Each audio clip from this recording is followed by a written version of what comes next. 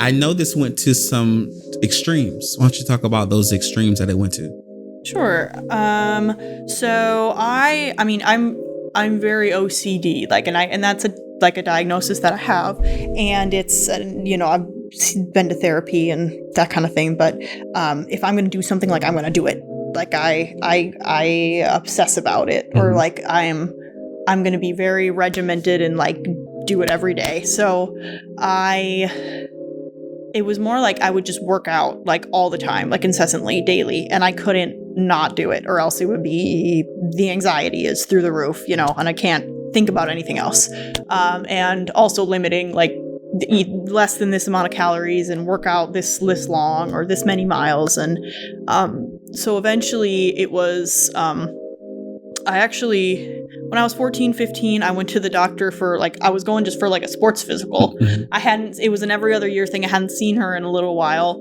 And it was kind of like a plan. I'm just gonna go, and she's gonna sign off, like, so that I can do sports, and then I'm just gonna go back to school. And the doctor, I'm pretty sure what happened, like, is the nurse probably took my heart rate and was like, it's really low. Her heart rate's like 30. Like, that's not normal. So then she goes and tells the doctor.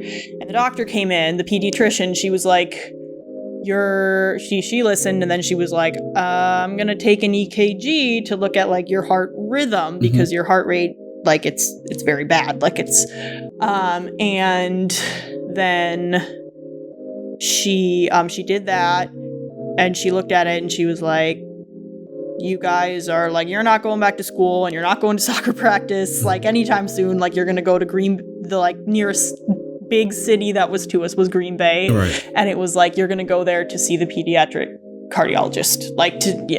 And this started around the age of 11 and 12, right? Yeah, so at that point, it had been going on for a while. And I understand that there was another family member that was really close to you that also dealt with body image issues as a child. Why don't you talk about that? Yeah, my dad, and he actually wrote a book. It's called Skinny Boy, and he's done, part of how I know a lot about eating disorders is that he's spoken, like, he would go and do speaking about eating disorders and awareness and stuff.